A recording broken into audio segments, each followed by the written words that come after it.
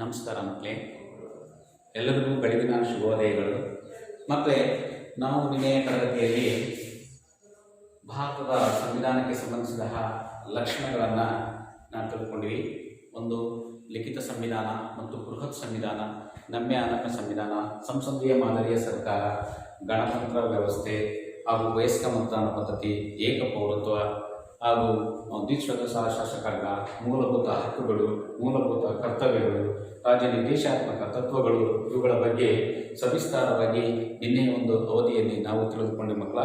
ಈ ದಿನ ನಾವು ತಿಳ್ಕೊಳ್ಬೇಕಾಗಿರ್ತಕ್ಕಂಥದ್ದು ಅಂದರೆ ಸಂವಿಧಾನದಲ್ಲಿ ಕಂಡುಬರ್ತಕ್ಕಂತಹ ಮತ್ತೊಂದಾಗಿರ್ತಕ್ಕಂತಹ ಮುಂದುವರೆದ ಭಾಗದಲ್ಲಿ ಮೂಲಭೂತ ಹಕ್ಕುಗಳು ಅಂತಕ್ಕಂಥದ್ದನ್ನು, ಅದಕ್ಕೆ ಸಂಬಂಧಪಟ್ಟ ಹಾಗೆ ಸಾಮಾನ್ಯವಾಗಿ ನಾವು ಈ ದಿನ ಕಲಿಬೇಕಾಗಿರ್ತಕ್ಕಂಥ ಫಲಿತಾಂಶಗಳಂದರೆ ಸಮಾನತೆ ಹಕ್ಕು, ಸ್ವಾತಂತ್ರ್ಯದ ಹಕ್ಕು, ಶೋಷಣೆ ವಿರುದ್ಧ ಹಕ್ಕು, ಧಾರ್ಮಿಕ ಸ್ವತಂತ್ರ ಹಕ್ಕು, ಸಾಂಸ್ಕೃತಿಕ ಮತ್ತು ವಿದ್ಯಾಭ್ಯಾಸದ ಹಕ್ಕು, ಸಂವಿಧಾನದ ಪರಿಹಾರದ ಹಕ್ಕು, ಅವುಗಳಲ್ಲಿ ಬಂದಿ ಪ್ರತ್ಯಕ್ಷೀಕರಣ, ಪರಮಾದೇಶ, ಪ್ರತಿಪಾಜ್ಞೆ, ಉತ್ಪ್ರೇಕ್ಷಣಾ ಲೇಖ ಮತ್ತು ಅಧಿಕಾರ ಲೇಖ ಅಂತಕ್ಕಂತಹ ಈ ಅಂಶಗಳನ್ನು ನಾವು ಇಂದು ಕಲಿಯೋಣ ಮಕ್ಕಳೇ.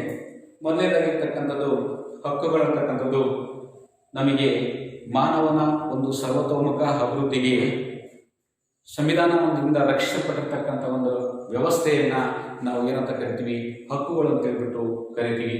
ಈ ಹಕ್ಕುಗಳನ್ನು ಸಾಮಾನ್ಯವಾಗಿ ಸಂವಿಧಾನದ 3ನೇ ಭಾಗದಲ್ಲಿ ಹಕ್ಕುಗಳನ್ನು ನಾವು ಸಂವಿಧಾನದ 3ನೇ ಭಾಗದಲ್ಲಿ 7 ರೀತಿಯಾಗಿರ್ತಕ್ಕಂತಹ ಹಕ್ಕುಗಳನ್ನು ನಾವು ನೋಡ್ತೀವಿ. 7 ರೀತಿಯಾಗಿರ್ತಕ್ಕಂತಹ ಹಕ್ಕುಗಳನ್ನು ಕಾಣ್ತೀವಿ. ಆದರೆ 42ನೇ ತಿದ್ದುಪಡಿಯ ಮೂಲಕ, 44ನೇ ತಿದ್ದುಪಡಿಯ ಮೂಲಕ ನಾವೇನು ಮಾಡಿದ್ವಿ, ಭಾರತದಲ್ಲಿ ಒಟ್ಟು 6 ರೀತಿಯಾಗಿರ್ತಕ್ಕಂಥ ಹಕ್ಕುಗಳಿವೆ. ಆಸ್ತಿಯ ಹಕ್ಕನ್ನು ತೆಗೆದುಹಾಕಲಾಗಿದೆ. ಆಸ್ತಿಯ ಹಕ್ಕನ್ನು ತೆಗೆದುಹಾಕಲಾಗಿರ್ತಕ್ಕಂಥದ್ದನ್ನು ನೋಡ್ತೀವಿ. ನೋಡಿ,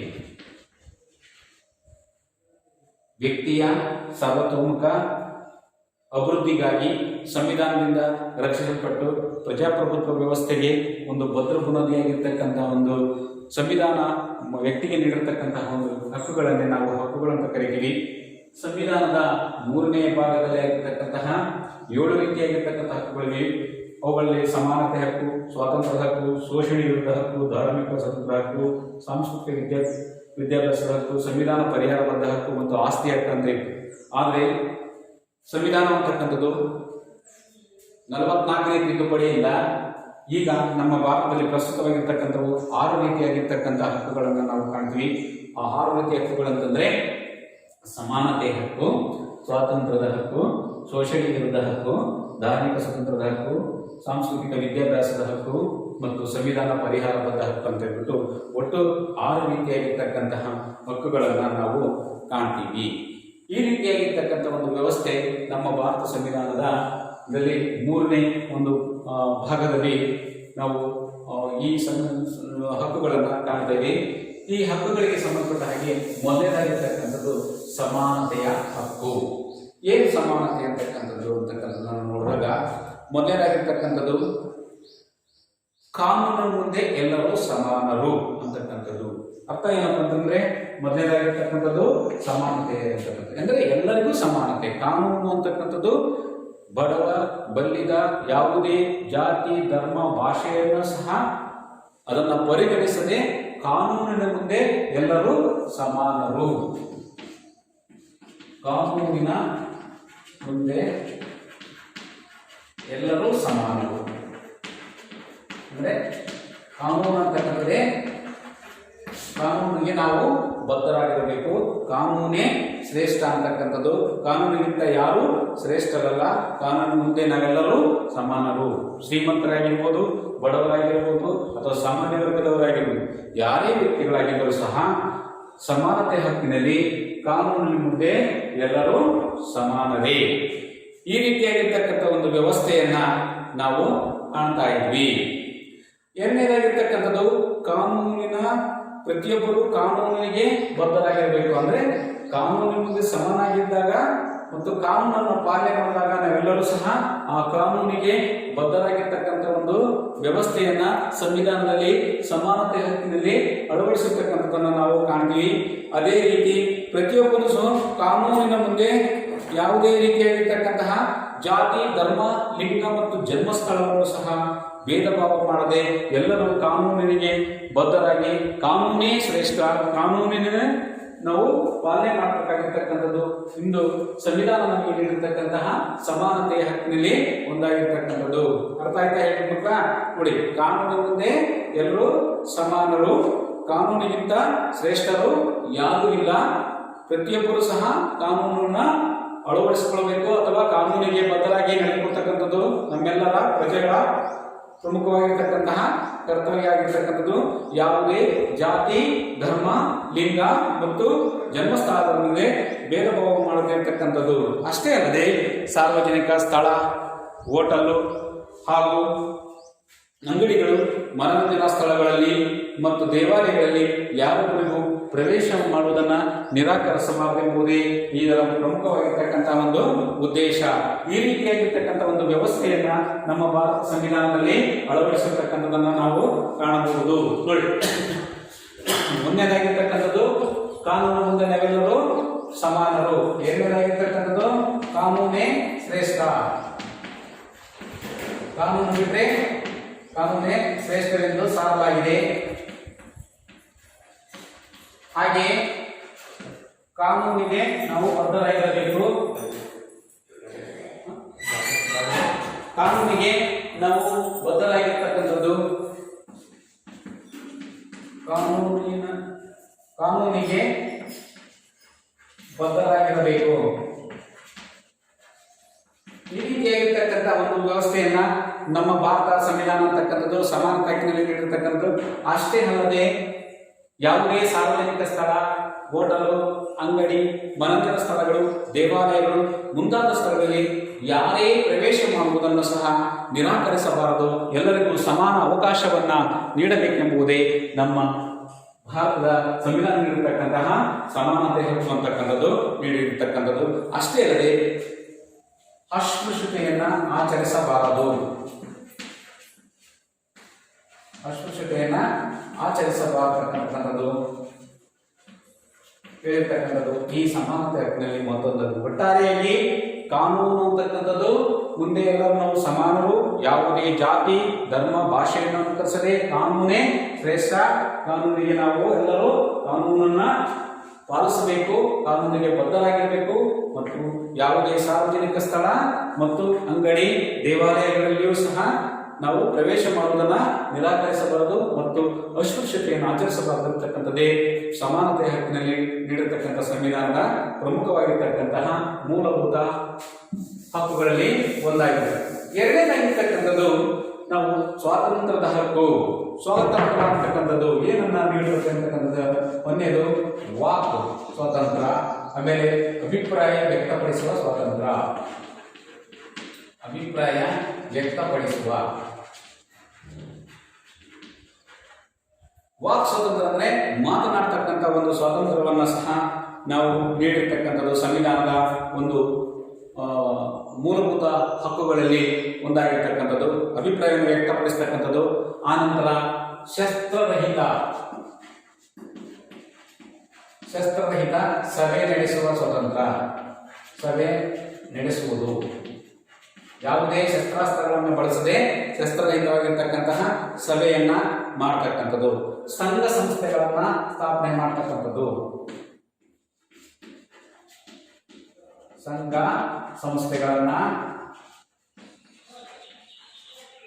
ಸಂಸ್ಥೆಗಳನ್ನ ಸ್ಥಾಪನೆ ಮಾಡತಕ್ಕಂಥದ್ದು.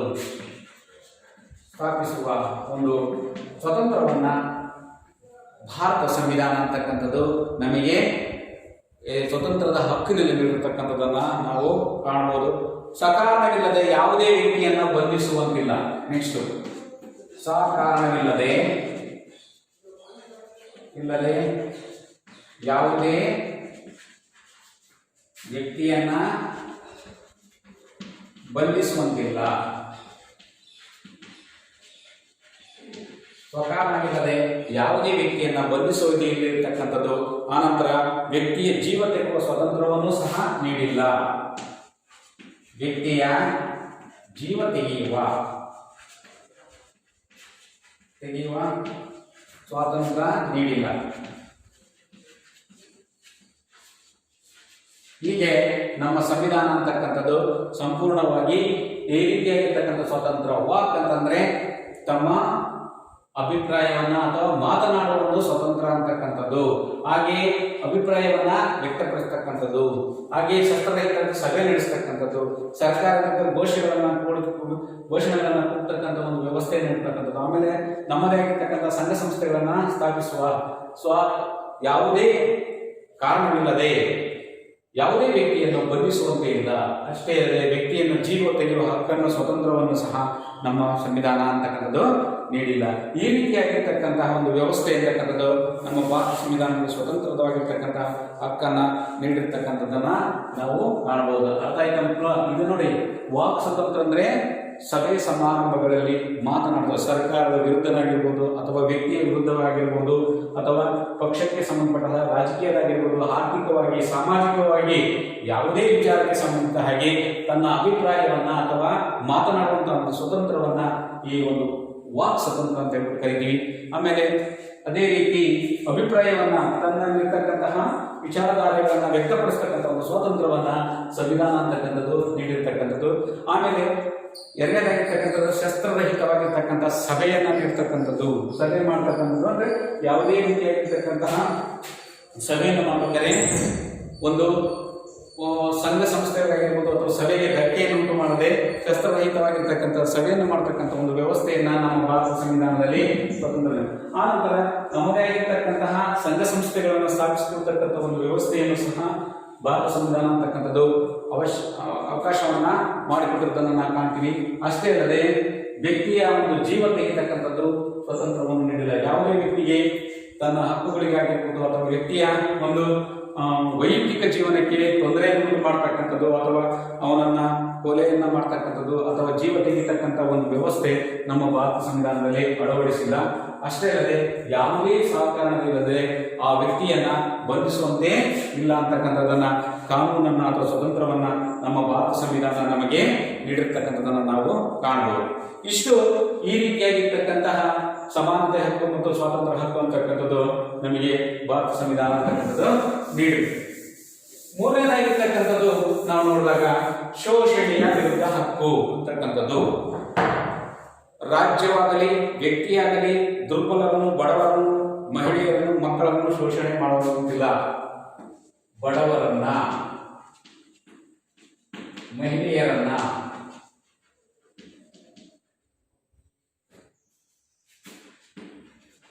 ದುರ್ಬಲರನ್ನ, ಮಕ್ಕಳನ್ನ ಒಂದು ರಾಜ್ಯ ಆಗಿರಲಿ ಅಥವಾ ವ್ಯಕ್ತಿ ಆಗಿರ್ತಕ್ಕಂಥದ್ದು ಶೋಷಣೆ ಮಾಡುವಂತೆ ಇಲ್ಲ. ಸಾಮಾನ್ಯವಾಗಿ ಬಡವರನ್ನು ಸಹ, ಮಹಿಳೆಯರನ್ನ, ದುರ್ಬಲರನ್ನ, ಮಕ್ಕಳನ್ನ ಏನ್ ಮಾಡಬೇಕು, ಅವರನ್ನ ಶೋಷಣೆ ಅಂತಂದ್ರೆ ಬಹಳ ಹೀನಾಯವಾಗಿ ಕೀಳಾಗಿ ಕಾಣ್ತಕ್ಕಂಥ ಒಂದು ಮನೋಭಾವನೆಯನ್ನ, ಧೋರಣೆಯನ್ನ ತಾಳುವಂತೆ ಇಲ್ಲ. ಈ ರೀತಿಯಾಗಿರ್ತಕ್ಕಂಥದ್ದು. ಆಮೇಲೆ ಎರಡನೇದಾಗಿರ್ತಕ್ಕಂಥದ್ದು ಭಿಕ್ಷಾಟನೆ, ದೇವದಾಸಿ ಪದ್ಧತಿ. ಭಿಕ್ಷಾಟನೆ, ದೇವದಾಸಿ ಪದ್ಧತಿ, ಸತಿ ಆಚರಣೆ ಹಾಗೂ ಬಲವಂತವಾಗಿ ದುಡಿಸಿಕೊಳ್ಳುವುದು,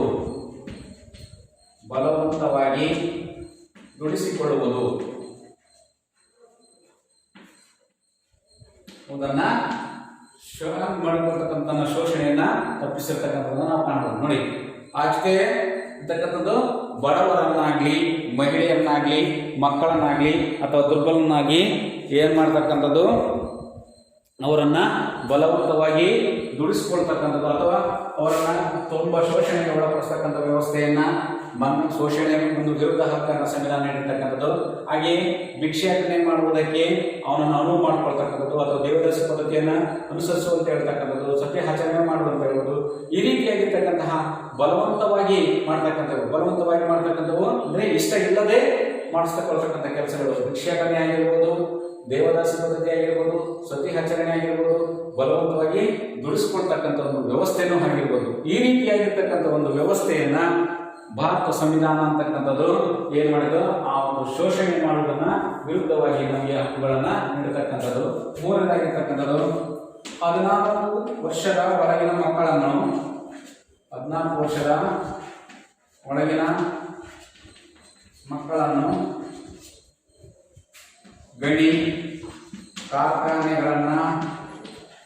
ಗಣಿ ಮತ್ತು ಕಾರ್ಖಾನೆ ಹಾಗೂ ಅಪಾಯಕಾರಿ ಕೆಲಸಗಳಲ್ಲಿ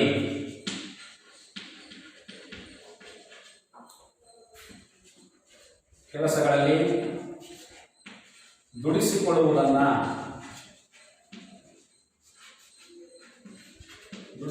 ಏನ್ ಮಾಡಲಾಗಿದೆ, ಆ ಶೋಷಣೆಯನ್ನ ತಪ್ಪಿಸಿರ್ತಕ್ಕಂಥದ್ದು ನಮ್ಮ ಭಾರತ ಸಂವಿಧಾನ ನೀಡಿರ್ತಕ್ಕಂತಹ ಪ್ರಮುಖವಾಗಿರ್ತಕ್ಕಂತಹ ಒಂದು ಶೋಷಣೆ ವಿರುದ್ಧ ಹಕ್ಕು.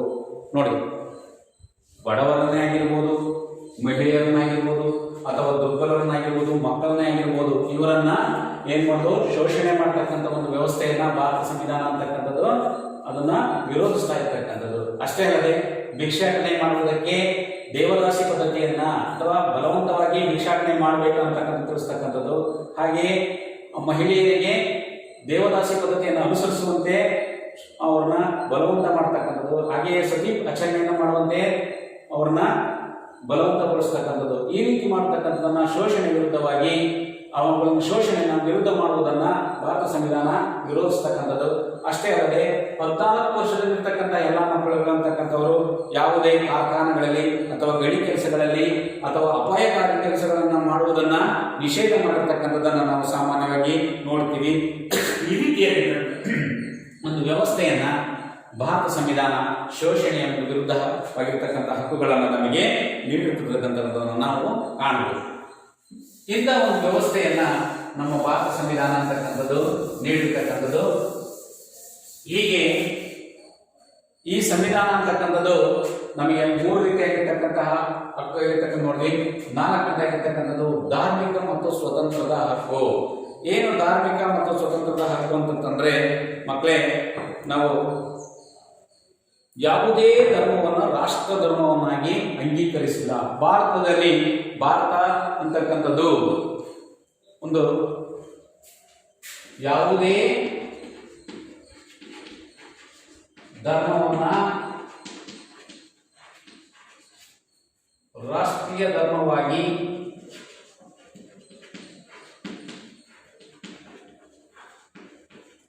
ಅಂಗೀಕರಿಸಿಲ್ಲ.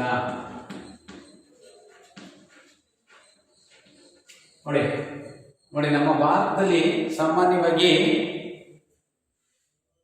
ಯಾವುದೇ ಧರ್ಮ ಅಂತಕ್ಕಂಥದ್ದು, ಅದು ಹಿಂದೂ ಧರ್ಮ ಆಗಿರ್ಬೋದು, ಜೈನ ಧರ್ಮ ಆಗಿರ್ಬೋದು, ಬೌದ್ಧ ಧರ್ಮ ಆಗಿರ್ಬೋದು, ಕ್ರೈಸ್ತ ಧರ್ಮ ಆಗಿರ್ಬೋದು, ಅಥವಾ ಇಸ್ಲಾಂ ಧರ್ಮ ಆಗಿರ್ಬೋದು, ಯಾವುದೇ ಧರ್ಮ ಅಂತಕ್ಕಂಥದ್ದು ಶ್ರೇಷ್ಠ ಅಂತಕ್ಕಂಥದ್ದು ಅಥವಾ ರಾಷ್ಟ್ರೀಯ ಧರ್ಮ, ರಾಷ್ಟ್ರದ ಪ್ರಮುಖವಾಗಿರ್ತಕ್ಕಂಥ ಧರ್ಮವನ್ನು ಅಂಗೀಕರಿಸದೆ ಎಲ್ಲಾ ಧರ್ಮಗಳನ್ನು ಸಮಾನ ರೀತಿಯಲ್ಲಿ ಕಂಡಿರ್ತಕ್ಕಂಥದ್ದನ್ನು ನಾವು ನೋಡ್ತಾ ಇದ್ವಿ. ಆಮೇಲೆ ಪೌರರು ಅಥವಾ ಒಂದು ರಾಷ್ಟ್ರದಲ್ಲಿರ್ತಕ್ಕಂಥ ವ್ಯಕ್ತಿಗೆ ಪೌರರು ತಮ್ಮ ಆತ್ಮವಿಶ್ವಾಸಕ್ಕೆ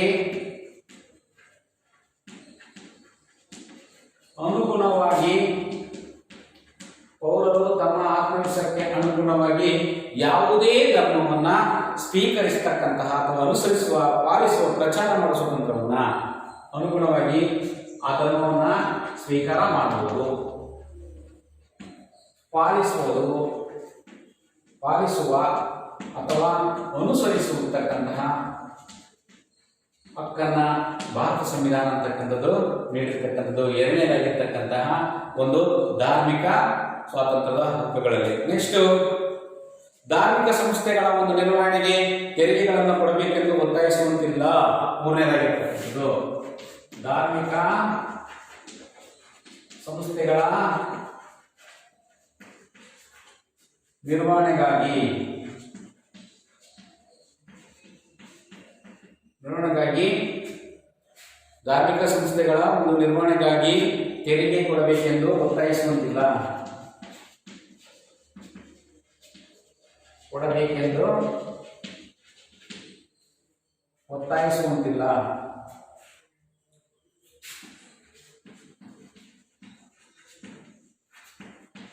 ನೋಡಿ, ಈ ರೀತಿಯಾಗಿರ್ತಕ್ಕಂತಹ ಮತ್ತೊಂದಾಗಿರ್ತಕ್ಕಂತಹ ಒಂದು ಧಾರ್ಮಿಕ ಮತ್ತು ಸ್ವಾತಂತ್ರ್ಯದ ಒಂದು ಹಕ್ಕಾಗಿರ್ತಕ್ಕಂಥದ್ದು. ಅಷ್ಟೇ ಅಲ್ಲದೆ ಧಾರ್ಮಿಕ ಸಂಸ್ಥೆಗಳನ್ನು ರಾಜಕೀಯ ಉದ್ದೇಶಗಳಿಗೆ ಬಳಸುವಂತಿಲ್ಲ. ಧಾರ್ಮಿಕ ಸಂಸ್ಥೆಗಳನ್ನ ರಾಜಕೀಯ ಉದ್ದೇಶಗಳಿಗೆ ಬಳಸುವಂತಿಲ್ಲ.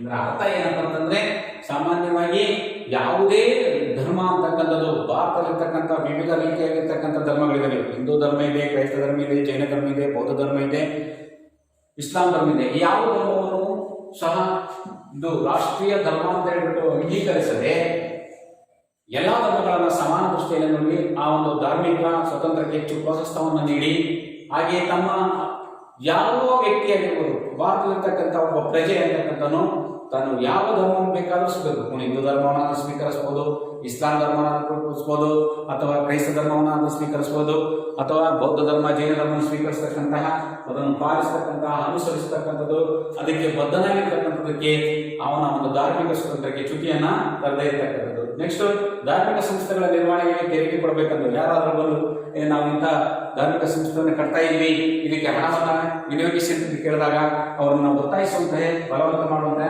ಒಂದು ವ್ಯವಸ್ಥೆ ಭಾರತದಲ್ಲಿ ಇಲ್ಲ. ಅಷ್ಟೇ ಅಲ್ಲ, ಧಾರ್ಮಿಕ ಸಂಸ್ಥೆಗಳನ್ನು ರಾಜಕೀಯ ಉದ್ದೇಶಗಳಿಗೆ ಬಳಸುವಂತಿಲ್ಲ. ಯಾವುದೇ ರಾಜಕೀಯ ಅಂತಕ್ಕಂಥದ್ದು ಅವಕಾಶ ಇಲ್ಲ. ಧಾರ್ಮಿಕ ಸಂಘ ಸಂಸ್ಥೆಗಳನ್ನು ಸ್ಥಾಪಿಸಿಕೊಳ್ಳುವ ವಿಚಾರದಲ್ಲಿ ರಾಜಕೀಯವಾಗಿ ಹಸ್ತಕ್ಷೇಪವನ್ನು ಮಾಡದೇ ಇರತಕ್ಕಂಥದ್ದು ಪ್ರಮುಖವಾಗಿರ್ತಕ್ಕಂಥ ಇದು ಒಂದು ಕಾರಣ ಅಂತಕ್ಕಂಥದ್ದನ್ನು ನಾವು ಹೇಳಬಹುದು. ಈ ರೀತಿಯಾಗಿರ್ತಕ್ಕಂಥ ಒಂದು ವ್ಯವಸ್ಥೆಯನ್ನ ನಮ್ಮ ಸಂವಿಧಾನ ಅಂತಕ್ಕಂಥದ್ದು ತನ್ನ ಮೂಲಭೂತ ಹಕ್ಕುಗಳಲ್ಲಿ ನೀಡಿರ್ತಕ್ಕಂಥದ್ದನ್ನ ನಾವು ಕಾಣಬಹುದು. ನೆಕ್ಸ್ಟ್ ನಾಲ್ಕನೇದಾಗಿರ್ತಕ್ಕಂಥದ್ದು, ಐದನೇದಾಗಿರ್ತಕ್ಕಂಥದ್ದು ಸಾಂಸ್ಕೃತಿಕ ಮತ್ತು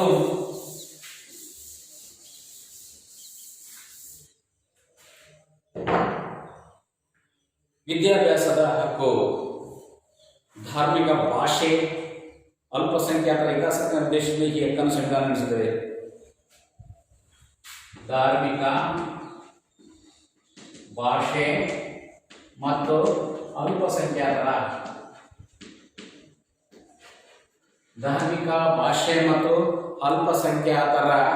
ಹಿತಾಸಕ್ತಿಗಳನ್ನು ರಕ್ಷಿಸುವುದಕ್ಕಾಗಿ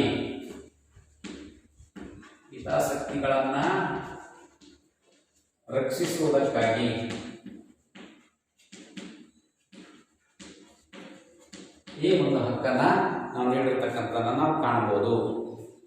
ಧರ್ಮದ ಒಂದು ನೋಡಿ, ನಾಲ್ಕನೇದಾಗಿರ್ತಕ್ಕಂಥದ್ದು ಸಾಂಸ್ಕೃತಿಕ ಮತ್ತು ವಿದ್ಯಾಭ್ಯಾಸ ಅಂತಂದ್ರೆ ಧಾರ್ಮಿಕವಾಗಿರ್ತಕ್ಕಂತಹ ಒಂದು ಧರ್ಮಕ್ಕೆ ಸಂಬಂಧಪಟ್ಟ ಹಾಗೆ ಅವರ ಭಾಷೆಗೆ ಸಂಬಂಧಪಟ್ಟ ಹಾಗೆ.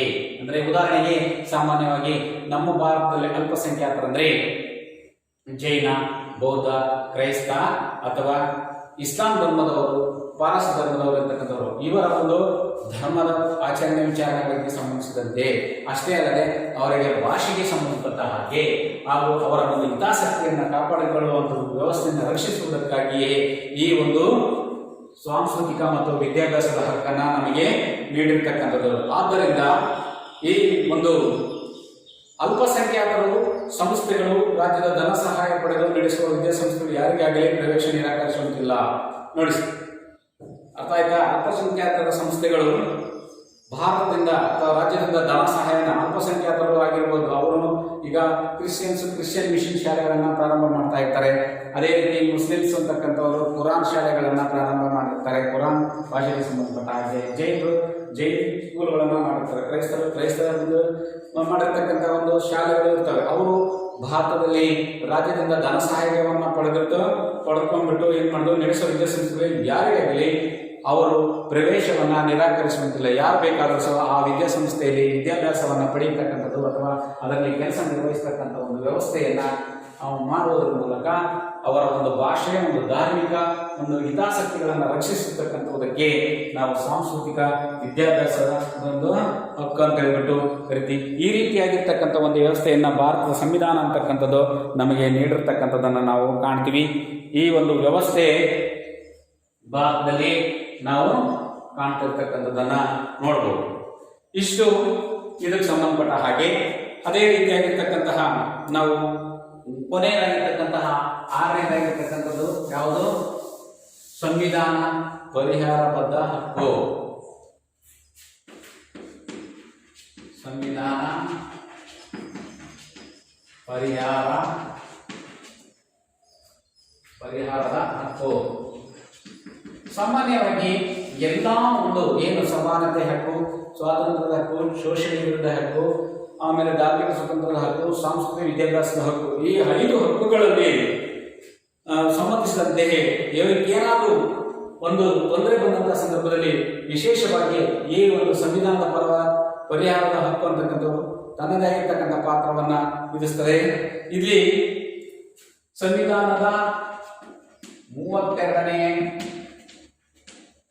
ವಿಧಿಯಂತೆ ಈ ಒಂದು ಸಂವಿಧಾನದ ಪರಿಹಾರಬದ್ಧ ಹಕ್ಕಿಗೆ ಅವಕಾಶವನ್ನು ಕಲ್ಪಿಸಿಕೊಟ್ಟು ಇದೊಂದು ವಿಶೇಷವಾಗಿರ್ತಕ್ಕಂತಹ ಲಕ್ಷಣವನ್ನು ಒಳಗೊಂಡಿರ್ತಕ್ಕಂಥದ್ದು. ಸಂವಿಧಾನದ 32ನೇ ವಿಧಿಯಂತೆ ಇಲ್ಲಿ ಏನ್ ಮಾಡಿಕೊಂಡಿದ್ದಾರೆ? ಈ ಒಂದು ಸಂವಿಧಾನದ ಪರಿಹಾರಬದ್ಧ ಅಥವಾ ಸಂವಿಧಾನ ಪರಿಹಾರದ ಹಕ್ಕಿಗೆ ಅವಕಾಶವನ್ನು ನೀಡಿಕೊಂಡಿರ್ತಕ್ಕಂಥದ್ದನ್ನ ಕಾಣ್ತೀವಿ. ಡಾಕ್ಟರ್ BR ಅಂಬೇಡ್ಕರ್ ಇದನ್ನ ಸಂವಿಧಾನದ ಆತ್ಮ ಎಂದು ಅಥವಾ ಹೃದಯ ಎಂದು ಕರೆದಿರ್ತಕ್ಕಂಥದ್ದನ್ನು ನಾವು ಕಾಣಬಹುದು. ಈ ಒಂದು ಸಂವಿಧಾನದಲ್ಲಿ ಅಳವಡಿಸಿರ್ತಕ್ಕಂಥ 33ನೇ ವಿಧಿಯಂತೆ ಸಂವಿಧಾನದ ಪರಿಹಾರದ ಹಕ್ಕನ್ನ ಇದನ್ನ ಡಾಕ್ಟರ್ BR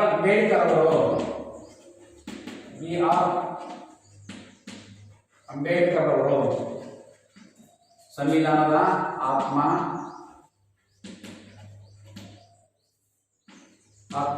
ಮತ್ತು ಇದನ್ನು ಹೃದಯ ಅಂತ ಹೇಳ್ಬಿಟ್ಟು ಸಹ ಕರೆದರೆ.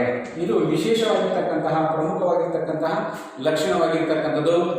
ಈ ರೀತಿಯಾಗಿರ್ತಕ್ಕಂತಹ ಒಂದು ವ್ಯವಸ್ಥೆಯನ್ನ ನಾವು ಭಾರತ ಸಂವಿಧಾನದಲ್ಲಿ ಕಾಣ್ತಾ ಇದ್ವಿ. ಏನಪ್ಪ ಅಂದ್ರೆ ಇದರ ಪ್ರಮುಖವಾಗಿರ್ತಕ್ಕಂಥ ಲಕ್ಷಣ ಏನಪ್ಪ ಅಂತಂದ್ರೆ ವ್ಯಕ್ತಿಯಿಂದಲೇ ಆಗಿರ್ಬೋದು ಅಥವಾ ಸರ್ಕಾರದಿಂದ ಆಗಿರ್ಬೋದು, ಇತರ ಸಂಸ್ಥೆಗಳಿಂದಲಾಗಿರ್ಬೋದು ಅಥವಾ ರಾಜ್ಯ ಅಥವಾ ಕೇಂದ್ರದಿಂದ ಸರ್ಕಾರದಿಂದ ಧಕ್ಕೆ ಉಂಟಾದ ರಕ್ಷಣೆಗಾಗಿ ನೇರವಾಗಿ ನಾವು ಸುಪ್ರೀಂ ಕೋರ್ಟ್ಗೆ ಮೊರೆ ಹೋಗ್ತಕ್ಕಂಥ ಒಂದು ವ್ಯವಸ್ಥೆ ಅಂತಕ್ಕಂಥದ್ದನ್ನ ಕಲ್ಪಿಸಿಕೊಟ್ಟಿರ್ತಕ್ಕಂಥದ್ದನ್ನು ನಾವು ಕಾಣಬಹುದು. ಈ ಒಂದು ಸಂವಿಧಾನ ಪರಿಹಾರಬದ್ಧ ಹಕ್ಕು, ಸಂವಿಧಾನ ಪರಿಹಾರದ ಹಕ್ಕಿನಲ್ಲಿ ಒಂದು ವಿಶೇಷ ಲಕ್ಷಣ ಏನಪ್ಪ ಅಂದ್ರೆ ವ್ಯಕ್ತಿಯಿಂದಲಾಗಿರ್ಬೋದು, ಕೇಂದ್ರ ಅಥವಾ ರಾಜ್ಯ ಸರ್ಕಾರದಿಂದ ಆಗಿರ್ಬೋದು, ಏನಾದರೂ ನಮಗೆ ತೊಂದರೆ ಉಂಟಾದಂತಹ ಸಂದರ್ಭದಲ್ಲಿ ಅಂತಹ ಒಂದು ಸಂದರ್ಭದಲ್ಲಿ ನಾವೇನ್ ಮಾಡ್ತೀವಿ? ನಮ್ಮನ್ನ ನಾವು ರಕ್ಷಣೆ ಮಾಡಿಕೊಳ್ಳೋದಕ್ಕಾಗಿ ಸರ್ಕಾರದ ಮೊರೆ ಹೋಗದೆ ನಾವೇನ್ ಮಾಡ್ತೀವಿ? ಸರ್ವೋಚ್ಚ ನ್ಯಾಯಾಲಯದಲ್ಲಿ ಅಥವಾ ಸುಪ್ರೀಂ ಕೋರ್ಟ್ನಲ್ಲಿ ಅಥವಾ ನ್ಯಾಯಾಲಯದಲ್ಲಿ ನಮ್ಮ ಹಕ್ಕುಗಳನ್ನ ಅರ್ಜಿ ಸಲ್ಲಿಸತಕ್ಕಂಥ ನಮ್ಮ ಹಕ್ಕುಗಳಿಗೆ ರಕ್ಷಣೆಗಾಗಿ ನೇರವಾಗಿ ಅರ್ಜಿಯನ್ನು ಸಲ್ಲಿಸತಕ್ಕಂಥ ಒಂದು ವ್ಯವಸ್ಥೆಯನ್ನ ಈ ಸಂವಿಧಾನ ಪರಿಹಾರದ ಹಕ್ಕುವಿನಲ್ಲಿ ನೀಡಿರ್ತಕ್ಕಂಥದ್ದನ್ನ ಎರಡನೇದಾಗಿರ್ತಕ್ಕಂಥ ನೋಡಿ. ನೆಕ್ಸ್ಟ್ ಮೂರನೇದಾಗಿರ್ತಕ್ಕಂಥದ್ದು ಸರ್ವೋಚ್ಚ ನ್ಯಾಯಾಲಯವು ಮೂಲಭೂತ ಹಕ್ಕುಗಳ ರಕ್ಷಕನೆಂದು ಕರೆಯುತ್ತಾರೆ. ಯಾಕಂದ್ರೆ ನಮ್ಮ ಒಂದು ಹಕ್ಕುಗಳನ್ನು ರಕ್ಷಣೆ ಮಾಡ್ತಕ್ಕಂಥದ್ದು ಅಥವಾ ಹಕ್ಕುಗಳಿಗೆ ಸಂಪೂರ್ಣವಾಗಿರ್ತಕ್ಕಂಥ ಬದ್ಧತೆಯನ್ನು ವಹಿಸ್ತಕ್ಕಂಥದ್ದು ಯಾವುದು ಅಂತಂದ್ರೆ ಸರ್ವೋಚ್ಚ ನ್ಯಾಯಾಲಯ.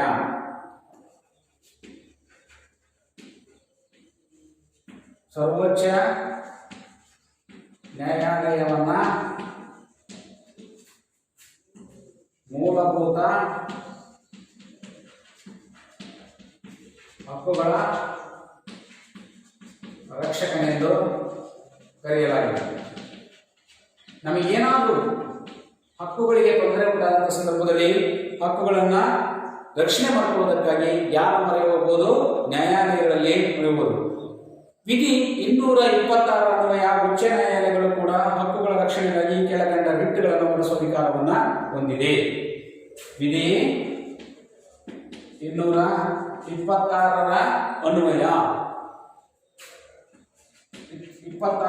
ಅನ್ವಯ ಉಚ್ಚ ನ್ಯಾಯಾಲಯಗಳು ಕೂಡ ಹಕ್ಕುಗಳ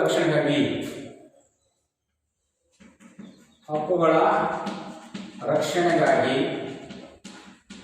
ಉಚ್ಚ ನ್ಯಾಯಾಲಯಗಳು ಅಂದರೆ ರಾಜ್ಯದಲ್ಲಿರ್ತಕ್ಕಂಥ ಉಚ್ಚ ನ್ಯಾಯಾಲಯಗಳು ರಿಟ್ಗಳನ್ನು ಸಲ್ಲಿಸಬಹುದು. ಆ ರಿಟ್ಗಳು ಯಾವಪ್ಪ ಅಂದ್ರೆ ಬಂದಿ ಪ್ರತ್ಯಕ್ಷಕರಣ, ಪರಮಾದೇಶ, ಪ್ರತಿಬಂಧಕಾಜ್ಞೆ, ಉತ್ಪ್ರೇಕ್ಷಣಾ ಲೇಖ, ಅಧಿಕಾರ ಲೇಖನ ಅಂತ ಹೇಳ್ಬಿಟ್ಟು ಕರೆದಿರ್ತಕ್ಕಂಥದ್ದು. ನೋಡಿ, ಸಾಮಾನ್ಯವಾಗಿ ಈ ಒಂದು ಸಂವಿಧಾನದ ಪರಿಹಾರ ವಿಧಿ ಅಂತಕ್ಕಂಥದ್ದು ಸಂವಿಧಾನದ 32ನೇ ವಿಧಿ ಅಂತಕ್ಕಂಥದ್ರಲ್ಲಿ ಅಳವಡಿಸಲಾಗಿದ್ದು ಒಂದು ವಿಶೇಷವಾಗಿರ್ತಕ್ಕಂಥ ಲಕ್ಷಣವಾಗಿದ್ದು, ಡಾಕ್ಟರ್ BR ಅಂಬೇಡ್ಕರ್ ಅವರು ಈ ಸಂವಿಧಾನವನ್ನು ಆತ್ಮ ಮತ್ತು ಹೃದಯ ಅಂತ ಹೇಳ್ಬಿಟ್ಟು ಕರೆದಿರ್ತಕ್ಕಂಥದ್ದು ನಾವು ನೋಡ್ತೀವಿ. ಈ ಒಂದು ನ್ಯಾಯಾಲಯದಲ್ಲಿ ಯಾವುದೇ ವ್ಯಕ್ತಿಯಿಂದಲಾಗಿರ್ಬೋದು ಅಥವಾ ಕೇಂದ್ರ ರಾಜ್ಯ ಸರ್ಕಾರದಿಂದಾಗಿರ್ಬೋದು ವ್ಯಕ್ತಿಗೆ ಏನಾದರೂ ಹಕ್ಕುಗಳಿಗೆ ಚ್ಯುತಿಯನ್ನು ಉಂಟು ಮಾಡಿದಾಗ ಅವನು ನ್ಯಾಯಾಲಯದಲ್ಲಿ ಅಥವಾ ಅದನ್ನು ಪ್ರಶ್ನಿಸಿ ನ್ಯಾಯಾಲಯದಲ್ಲಿ ದಾವೆ ಹೂಡ್ತಕ್ಕಂತಹ ಅಥವಾ ಮೊಕದ್ದಮೆ ಹೂಡ್ತಕ್ಕಂಥ ಒಂದು ವ್ಯವಸ್ಥೆಯನ್ನ ತನ್ನ ಮೂಲಭೂತ ಹಕ್ಕುಗಳಿಗೆ ತೊಂದರೆ ಉಂಟಾದಾಗ ಅವನು ಹೂಡ್ತಕ್ಕಂಥ ಒಂದು ವ್ಯವಸ್ಥೆಯನ್ನು ಕಲ್ಪಿಸಿಕೊಂಡಿರ್ತಕ್ಕಂಥ ಸಂವಿಧಾನ ಪರಿಹಾರ ಹಕ್ಕಿನಲ್ಲಿ. ಆದ್ದರಿಂದಲೇ ಸರ್ವೋಚ್ಚ ನ್ಯಾಯಾಲಯವನ್ನು ನಾವು ಮೂಲಭೂತ ಹಕ್ಕುಗಳ ರಕ್ಷಕನೆಂದು ಕರೆದಿರ್ತಕ್ಕಂಥದ್ದು. ಅದರ ಜೊತೆಗೆ ವಿಧಿ 226 ಅನ್ವಯ ಹಕ್ಕುಗಳ ರಕ್ಷಣೆಗಾಗಿ ಉಚ್ಚ ನ್ಯಾಯಾಲಯಗಳಿರ್ತಕ್ಕಂಥವರು ಏನ್ ಮಾಡಬೇಕು ಅಂತಂದ್ರೆ ಅವುಗಳು ತಮ್ಮದೇ ಆಗಿರ್ತಕ್ಕಂತಹ ಹಕ್ಕುಗಳ ರಕ್ಷಣೆಗಾಗಿ ವಿವಿಧ ರೀತಿಯಾಗಿರ್ತಕ್ಕಂಥ ರಿಟ್ಗಳನ್ನ ಸಲ್ಲಿಸಬೇಕಾಗಿರ್ತಕ್ಕಂಥದ್ದನ್ನ ನಾವು ನೋಡ್ತೀವಿ. ಅವುಗಳಲ್ಲಿ ಮೊದಲನೇದಾಗಿರ್ತಕ್ಕಂಥದ್ದು ಬಂದಿ ಪ್ರತ್ಯಕ್ಷಕರಣ, 2ನೇದು ಪರಮಾದೇಶ, 3ನೇದು ಪ್ರತಿಬಂಧಕಾಜ್ಞೆ, 4ನೇದು ಉತ್ಪ್ರೇಕ್ಷಣಾ ಲೇಖ, 5ನೇದು ಅಧಿಕಾರ ಲೇಖ.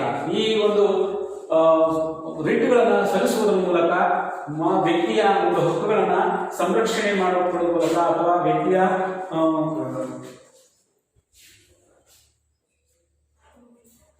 ಆನ್ಲೈನ್ ಕ್ಲಾಸ್ ಮಾಡ್ತಾ ಇದ್ದೀನಿ ನಿಮಿಷ ಈ ರೀತಿಯಾಗಿರ್ತಕ್ಕಂಥ ಒಂದು ವ್ಯವಸ್ಥೆಯನ್ನ ನಾವು ಕಾಣ್ತಾ ಇದ್ವಿ. ಹೀಗೆ ಸಂವಿಧಾನ ಅಂತಕ್ಕಂಥದ್ದು ತನ್ನದೇ ಆಗಿರ್ತಕ್ಕಂತಹ ವ್ಯಕ್ತಿಯ ಹಕ್ಕುಗಳ ರಕ್ಷಣೆ ಮಾಡತಕ್ಕಂತಹ ರಿಟ್ಗಳನ್ನು ಸಲ್ಲಿಸುವುದರಲ್ಲಿ ಒಂದೇದಾಗಿರ್ತಕ್ಕಂತಹ ಬಂದಿ ಪ್ರತ್ಯಕ್ಷೀಕರಣ ಅಂತಕ್ಕಂಥದ್ದು ಏನನ್ನ ಹೇಳ್ತಕ್ಕಂಥದ್ದು, ಸರ್ವೋಚ್ಚ ಮತ್ತು ಉಚ್ಚ ನ್ಯಾಯಾಲಯಗಳು ಅಕ್ರಮವಾಗಿ ಬಂಧಿತವಾಗಿರುವ ವ್ಯಕ್ತಿಯನ್ನು ತನ್ನ ಮುಂದೆ ನಿಗದಿತವಾಗಿ ಅವಧಿಗಳಿಗೆ ವ್ಯಕ್ತಿಯನ್ನ ನಿಲ್ಲಿಸುವಂತೆ ಮಾಡತಕ್ಕಂಥ ಒಂದು ವ್ಯವಸ್ಥೆಯನ್ನೇ ನಾವು ಸಾಮಾನ್ಯವಾಗಿ ಬಂದಿ ಪ್ರತ್ಯಕ್ಷೀಕರಣ ಅಂತ ಹೇಳ್ಬಿಟ್ಟು ಕರಿತೀವಿ.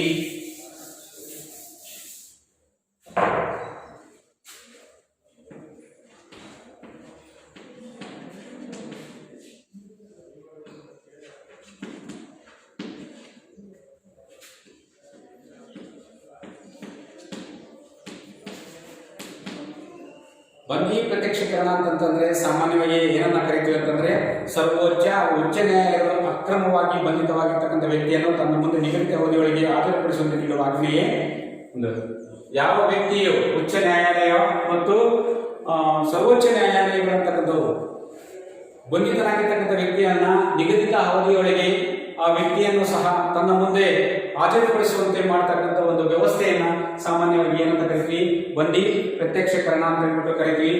ಹಾಗೆಯೇ ಪರಮಾದೇಶ ಅಂತಕ್ಕಂಥದ್ದು ಶಾಸಕಾಂಗ ಮತ್ತು ಕಾರ್ಯಾಂಗ ಮತ್ತು ಅವುಗಳ ಅಧೀನ ಸಂಸ್ಥೆಗಳು ನಿರ್ವಹಿಸಬೇಕಾದ ಕಾರ್ಯಗಳು ನಿರ್ವಹಿಸದೇ ಇದ್ದಂತಹ ಸಂದರ್ಭದಲ್ಲಿ ನೋಡಿ ಈ ಇದಾಗಿರ್ತಕ್ಕಂಥದ್ದು ಏನಂತಂದ್ರೆ 2ನೇದಾಗಿರ್ತಕ್ಕಂಥದ್ದು ಪರಮಾದೇಶ.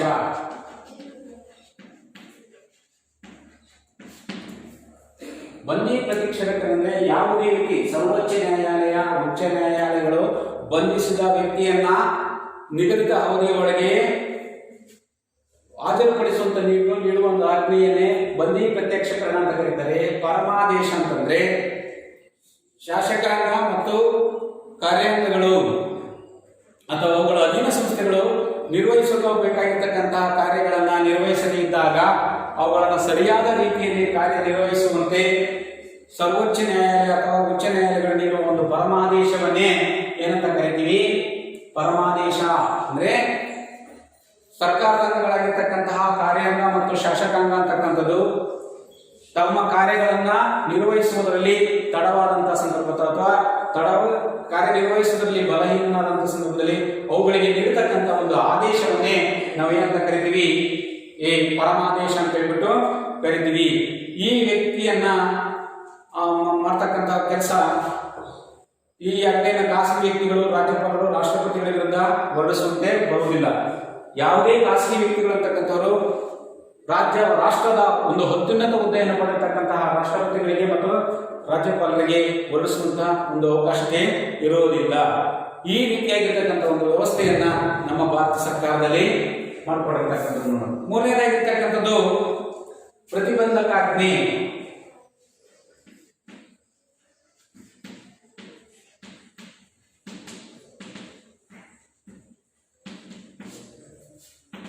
ಪ್ರತಿಬಂಧಕಾಜ್ಞೆ ಅಂತಕ್ಕಂಥದ್ದು ಅಧೀನ ನ್ಯಾಯಾಲಯಗಳು ತಮ್ಮ ಅಧಿಕಾರ ವ್ಯಾಪ್ತಿಯನ್ನು ಮೀರಿ ಅಥವಾ ನೈಸರ್ಗಿಕ ನಿಯಮಗಳ ವಿರುದ್ಧವಾಗಿ ತೀರ್ಪು ನೀಡಿದಾಗ ಉನ್ನತ ನ್ಯಾಯಾಲಯ ಆ ತೀರ್ಪನ್ನು ತಕ್ಷಣ ಸ್ಥಗಿತಗೊಳಿಸುವಂತೆ ನೀಡುವ ಆಜ್ಞೆಯೇ ಪ್ರತಿಬಂಧಕಾಜ್ಞೆ. ಅಧೀನ ನ್ಯಾಯಾಲಯಗಳು ಅಥವಾ ಜಿಲ್ಲಾ ಮಟ್ಟದಲ್ಲಾಗಿರ್ಬೋದು ಅಥವಾ ರಾಜ್ಯ ಮಟ್ಟದಲ್ಲಾಗಿರ್ತಕ್ಕಂಥ ಉಚ್ಚ ನ್ಯಾಯಾಲಯಗಳು ನೀಡಿರ್ತಕ್ಕಂಥ ತೀರ್ಪಿನ ವಿರುದ್ಧವಾಗಿ ಅದನ್ನ ಆ ತೀರ್ಪು ನೀಡಿರ್ತಕ್ಕಂತಹ ಒಂದು ನೀಡಿದಾಗ ಅಂತ ತೀರ್ಪನ್ನು ತಕ್ಷಣ ಸ್ಥಗಿತಗೊಳಿಸುವಂತೆ ನೀಡುವ ಆಜ್ಞೆಯೇ ಪ್ರತಿಬಂಧಕ ಆಜ್ಞೆ ಅಂತಕ್ಕಂಥದ್ದನ್ನ ಕಾಣ್ತೀವಿ. ಈ ಆಜ್ಞೆಯನ್ನ ಉನ್ನತ ನ್ಯಾಯಾಲಯವು ಅಧೀನ ನ್ಯಾಯಾಲಯಗಳ ವಿರುದ್ಧ ಮಾತ್ರ ಹೊರಡಿಸಬಹುದೇ ವಿನಃ ಅಧೀನ ನ್ಯಾಯಾಲಯಗಳು ಉನ್ನತ ನ್ಯಾಯಾಲಯಗಳು ಹೊರಡಿಸುವಂತಹ ಅವಕಾಶ ನಮ್ಮ ಭಾರತ ಸಂವಿಧಾನದಲ್ಲಿ ಅಳವಡಿಸಿದೆ ಇರ್ತಕ್ಕಂಥದ್ದು ನಾವು ಕಾಣ್ತೀವಿ. ನೆಕ್ಸ್ಟ್ ಅಧಿಕಾರ ಲೇಖ.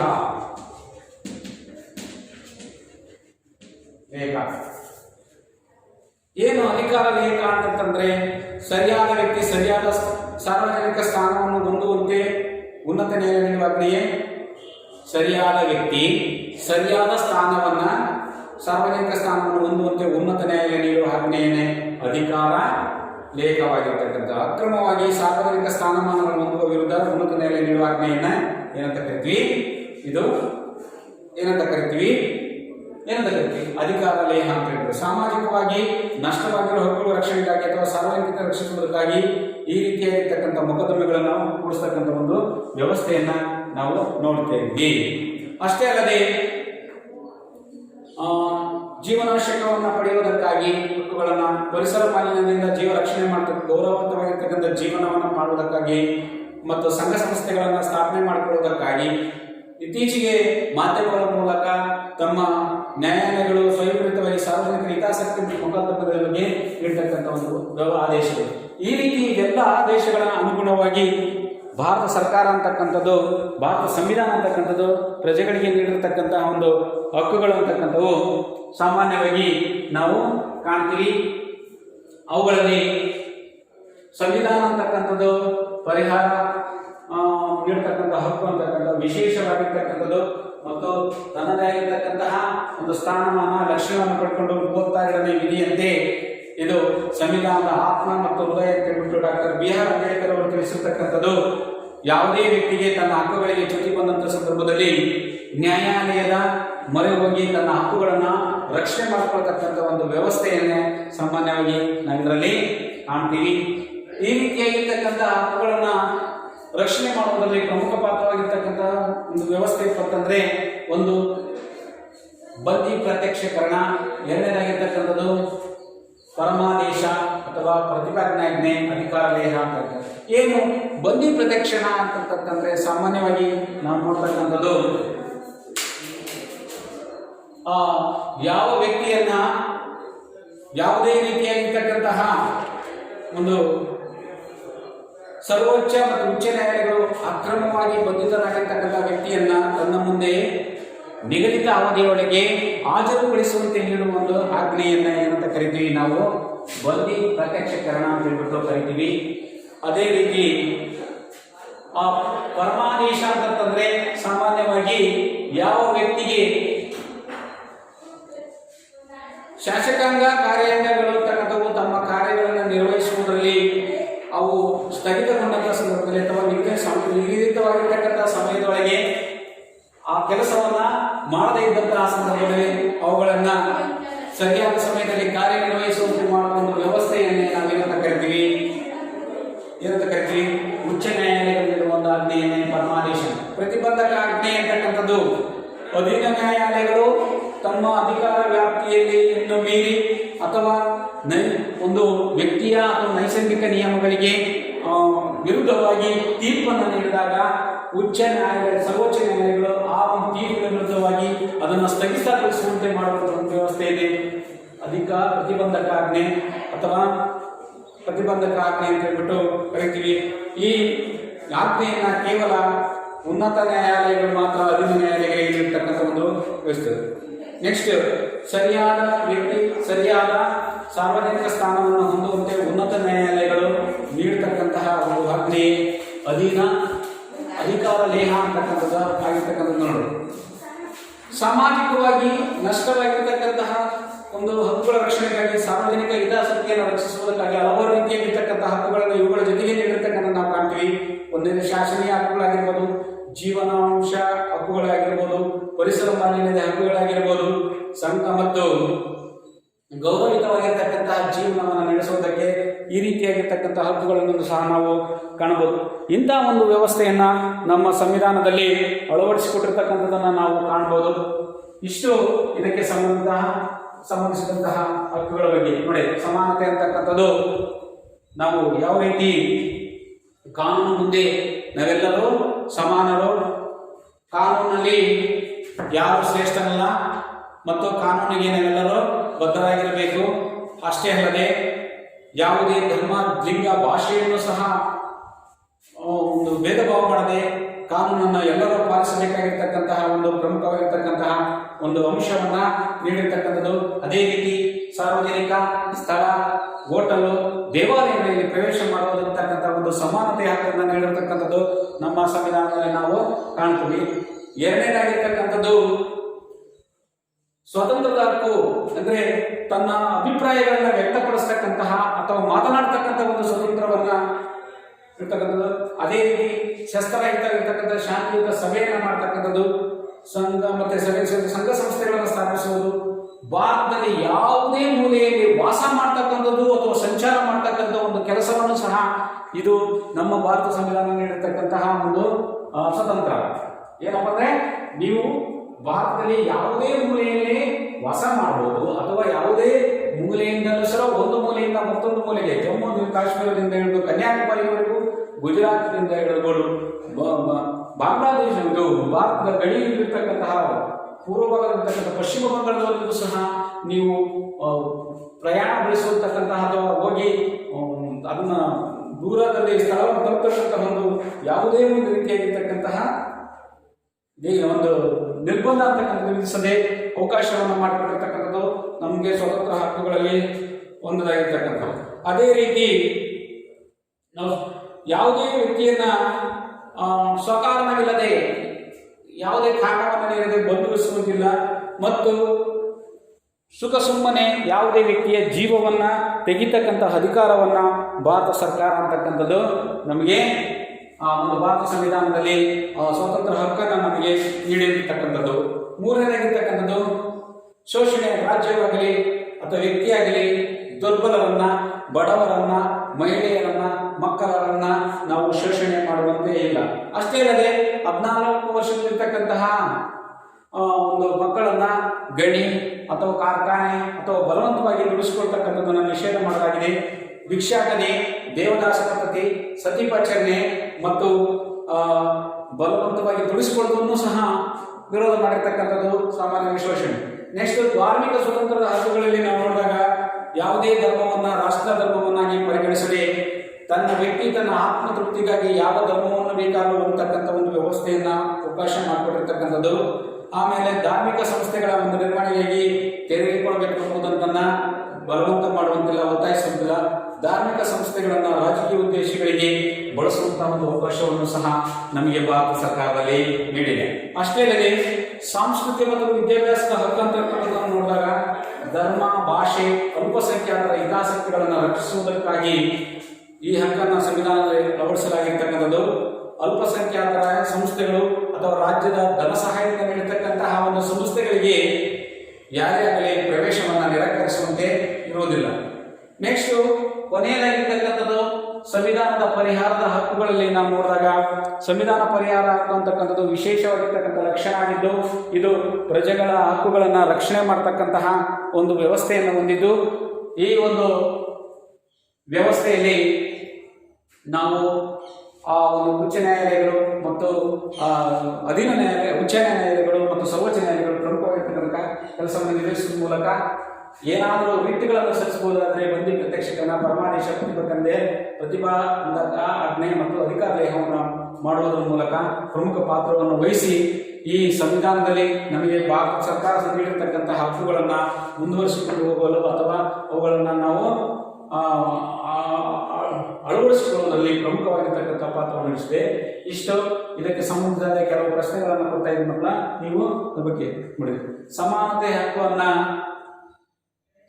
ಹಕ್ಕಿನ ಬಗ್ಗೆ ಒಂದು ವಿವರಣೆಯನ್ನು ನೀಡಿ, ಅಥವಾ ಪರಮಾದೇಶ ಎಂದರೆ ಏನು, ಸಂವಿಧಾನ ಪರಿಹಾರದ ಹಕ್ಕು ಅಂತಕ್ಕಂಥದ್ದು, ಇದನ್ನು ಡಾಕ್ಟರ್ BR ಅಂಬೇಡ್ಕರ್ ಅವರು ಸಂವಿಧಾನದ ಒಂದು ಹೃದಯ ಅಂತ ಕರೆದರೆ ಅಥವಾ ಆತ್ಮ ಅಂತ ಕರೆದರೆ ಏಕೆ ಚರ್ಚಿಸಿ. ಈ ಎಲ್ಲ ಒಂದು ಪ್ರಶ್ನೆಗಳನ್ನು ನೀವು ಚರ್ಚಿಸಿ ನಿಮ್ಮ ಶಿಕ್ಷಕರೊಂದಿಗೆ ಉತ್ತರ ಪಡೆದುಕೊಳ್ಬೇಕಂತ ಹೇಳ್ಬಿಟ್ಟು ತಿಳಿಸ್ತಾ ಈ ಒಂದು ಪಾಠವನ್ನು ಇಲ್ಲಿಗೆ ಮುಗಿಸ್ತಾ ಇದ್ದೀನಿ. ನಮಸ್ಕಾರ ಮಕ್ಕಳ.